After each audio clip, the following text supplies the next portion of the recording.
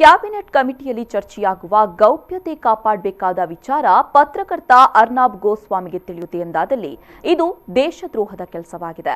ನೇರವಾಗಿ ಇದರ ಹೊಣೆಯನ್ನ ಪ್ರಧಾನಿ ಮೋದಿಯವರು ಹೊತ್ತುಕೊಂಡು ಜಂಟಿ ಸಂಸತ್ ಸಮಿತಿಯನ್ನ ರಚಿಸಿ ಮಾಹಿತಿ ಸೋರಿಕೆ ಮಾಡಿದವರು ಯಾರೆಂದು ತನಿಖೆ ನಡೆಸಿ ಅವರನ್ನ ವಜಾಗೊಳಿಸಲಿ ಅಂತ ವಿಧಾನ ಪರಿಷತ್ ಸದಸ್ಯ ಪ್ರಕಾಶ್ ರಾಥೋಡ್ ಆಗ್ರಹಿಸಿದ್ದಾರೆ. ಅವರು ಮಂಗಳೂರಿನ ಕಾಂಗ್ರೆಸ್ ಕಚೇರಿಯಲ್ಲಿ ಸುದ್ದಿಗಾರರನ್ನ ಉದ್ದೇಶಿಸಿ ಮಾತನಾಡಿದರು. ಕ್ಯಾಬಿನೆಟ್ ಕಮಿಟಿಯಲ್ಲಿ ದೇಶದ ಪ್ರಧಾನಮಂತ್ರಿ, ಗೃಹ ಸಚಿವರು, ವಿದೇಶಾಂಗ ಸಚಿವರು, ಹಣಕಾಸು ಸಚಿವರು, ರಕ್ಷಣಾ ಸಚಿವರು ಮಾತ್ರ ಇರ್ತಾರೆ. ದೇಶದ ಆಂತರಿಕ ಭದ್ರತೆಗೆ ಸಂಬಂಧಿಸಿದ ಗೌಪ್ಯ ನಿರ್ಣಯವನ್ನ ಈ ತಂಡ ತೆಗೆದುಕೊಳ್ಳುತ್ತೆ. ಹಾಗಾದಲ್ಲಿ ಕ್ಯಾಬಿನೆಟ್ ಕಮಿಟಿಯಲ್ಲಿ ಚರ್ಚೆಯಾಗುವ ವಿಚಾರ ಹೇಗೆ ಹೊರಬರುತ್ತೆ ಅಂತ ತನಿಖೆಯಾಗಲಿ ಎಂದರು. ಕ್ಯಾಬಿನೆಟ್ನ ಕಮಿಟಿ ಇದೆ, ಕ್ಯಾಬಿನೆಟ್ನ CCIS ಏನಿದೆ, ಅದರಲ್ಲಿ ಸದಸ್ಯರು ಯಾರು ಇರ್ತಾರೆ ಅಂತ ಹೇಳಿದ್ರೆ ದೇಶದ ಪ್ರಧಾನಮಂತ್ರಿ, ಗೃಹ ಸಚಿವರು, ವಿದೇಶಾಂಗದ ಸಚಿವರು, ಮತ್ತೆ ಹಣಕಾಸಿನ ಸಚಿವರು, ಮತ್ತೆ ಈ 5 ಜನರ ಈ ಕ್ಯಾಬಿನೆಟ್ ಸಬ್ ಕಮಿಟಿ ಅದು ಗೌಪ್ಯವಾದ ನಿರ್ಣಯವನ್ನು ತಗೊಳ್ಬೇಕಾಗಿದ್ದು ಅವರ ಕರ್ತವ್ಯ.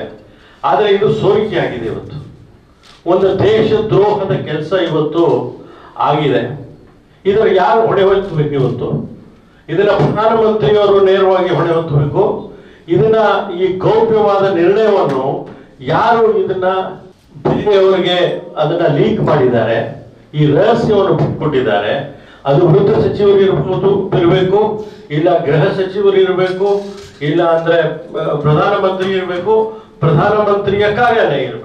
ಇವರ ಎಲ್ಲರ ಹೊಣೆ ಇವತ್ತು ಹೊತ್ತು ಜವಾಬ್ದಾರಿಯನ್ನು ತಗೋದು ಇದರ ಬಗ್ಗೆ ಒಂದು ಜಾಯಿಂಟ್ ಪಾರ್ಲಿಮೆಂಟ್ ಕಮಿಟಿಯ ಒಂದು ಸಮಿತಿಯನ್ನು ಮಾಡಿ ಇದರ ಬಗ್ಗೆ ಯಾರು ಹೊಣೆಗಾರರಿದ್ದಾರೆ ಅವರ ಮೇಲೆ ದೇಶದ್ರೋಹದ ಏನು ಕಾನೂನಿನ ಅಡಿಯಲ್ಲಿ ಅವರಿಗೆ ಶಿಕ್ಷೆ ಆಗಬೇಕು ಅಂತೇಳಿ ಇವತ್ತು ನಾವು ಒತ್ತಾಯಿಸಬೇಕಾಗಿದೆ. ಬಾಲ್ಕೋಟ್ ದಾಳಿಯ ಬಗ್ಗೆ ಅರ್ನಾಬ್ ಗೋಸ್ವಾಮಿಗೆ 3 ದಿನಗಳ ಮೊದಲೇ ತಿಳಿಯುತ್ತೆ. ಈ ಬಗ್ಗೆ ಪಾರ್ಥೋದಾಸ್ ಗುಪ್ತನೊಂದಿಗೆ ಚರ್ಚೆ ಮಾಡ್ತಾರೆ. ಅಲ್ಲದೆ ಪುಲ್ವಾಮಾ ದಾಳಿಯ ಬಗ್ಗೆಯೂ ಇದು ರಾಜಕೀಯ ಪ್ರೇರಿತ ದಾಳಿ, ಇದರಿಂದಾಗಿ ಬಿಜೆಪಿ ಹಾಗೂ ಪ್ರಧಾನಿಗೆ ಲಾಭವಾಗಲಿದೆ ಅಂತ ಸಂದೇಶವನ್ನು ರವಾನಿಸ್ತಾರೆ. ಹಾಗಾದ್ರೆ ಪುಲ್ವಾಮಾ ದಾಳಿಯ ಬಗ್ಗೆ ಮೊದಲೇ ತಿಳಿದಿದ್ದೆ ನಮ್ಮವರೇ ಸಂಚು ಮಾಡಿ ಕೃತ್ಯ ಎಸಗಿದ್ದಾರೆ ಎಂಬ ಸಂಶಯ ಮೂಡುತ್ತೆ. ಇದು ಭಾರತದ ಪ್ರತಿಯೊಬ್ಬ ನಾಗರಿಕರು ಸಹ ತಲೆ ತಗ್ಗಿಸುವಂತಹ ಕೆಲಸವಾಗಿದೆ ಅಂತ ಆಕ್ರೋಶ ವ್ಯಕ್ತಪಡಿಸಿದ್ದಾರೆ. ಅಲ್ಲದೆ ಈ ಇಬ್ಬರ ನಡುವೆ 370ನೇ ವಿಧಿ ರದ್ದತಿ ಬಗ್ಗೆಯೂ ಮೊದಲೇ ಸಂಭಾಷಣೆ ನಡೆದಿದೆ. ಜಡ್ಜನ್ನ ಕೊಂಡುಕೊಳ್ಳುವ ಬಗ್ಗೆ ಮಾತನಾಡಿ ನ್ಯಾಯಾಂಗ ನಿಂದನೆಯೂ ಆಗಿದೆ. ಡಿಟಿಎಚ್ ವಿಚಾರದಲ್ಲಿ ಮಾಧ್ಯಮದವರು ಅರ್ನಾಬ್ ಗೋಸ್ವಾಮಿ ಹಾಗೂ ಖಾಸಗಿ ಚಾನೆಲ್ಗಳ ವಿರುದ್ಧ ವಾರ್ತಾ ಮತ್ತು ಪ್ರಸಾರ ಸಚಿವ ರಾಜವರ್ಧನ್ ಸಿಂಗ್ ರಾಥೋಡ್ ಅವರಿಗೆ ದೂರು ಸಲ್ಲಿಸಿದ್ರು. ಆದರೆ ಅವರು ಯಾವುದೇ ನಿರ್ಣಯ ತೆಗೆದುಕೊಳ್ಳದೆ ಅದನ್ನು ಬದಿಗಿಟ್ಟು ದೇಶದ ಬೊಕ್ಕಸಕ್ಕೆ 52 ಕೋಟಿ ರೂಪಾಯಿ ನಷ್ಟ ಮಾಡಿದ್ದಾರೆ. ಈ ಬಗ್ಗೆ ಅವರು ನೈತಿಕ ಹೊಣೆ ಹೊತ್ತು ರಾಜೀನಾಮೆ ನೀಡಲಿ ಅಂತ ಆಗ್ರಹಿಸಿದ್ದಾರೆ. ಬಾಲ್ಕೋಟಿನಲ್ಲಿ ದಾಳಿ ನಡೆಯುವ 3 ದಿವಸ ಮೊದಲೇ ಮಾಹಿತಿ ಇರೋದನ್ನ ಅವರು ಪಾರ್ಥೋದಾಸ್ ಗುಪ್ತ ಹತ್ರ ಚರ್ಚೆ ಮಾಡ್ತಾರೆ.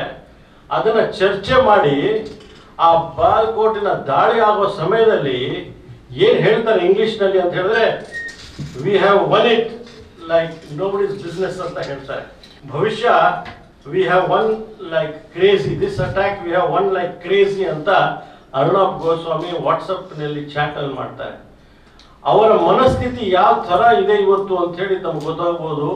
40 ಜನ ಇವತ್ತರಲ್ಲಿ ಹುತಾತ್ಮರು, ನಮ್ಮ ಸೈನಿಕರು ಹುತಾತ್ಮರಾಗ್ತಾರೆ ಪುಲ್ವಾಮಾದಲ್ಲಿ. ಅದರ ಬಗ್ಗೆ ಅವರು ಮಾತಾಡಬೇಕಾದ್ರೆ ಅವರು ಅದೇ ಹೇಳ್ತಾರೆ, ಇದು ಒಂದು ರಾಜಕೀಯ ಪ್ರೇರಿತ ದಾಳಿ, ಇದರಿಂದ ರಾಜಕೀಯವಾಗಿ ಬಿಜೆಪಿಗೆ ಮತ್ತು ನೇರವಾಗಿ ನರೇಂದ್ರ ಮೋದಿ ಅವರಿಗೆ ಲಾಭ ಆಗುತ್ತೆ ಅಂತ ಹೇಳಿ ಅವರು ಪಾರ್ಥೋದಾಸ್ ಗುಪ್ತಾ ಹತ್ರ ಚರ್ಚೆ ಮಾಡ್ತಾರೆ.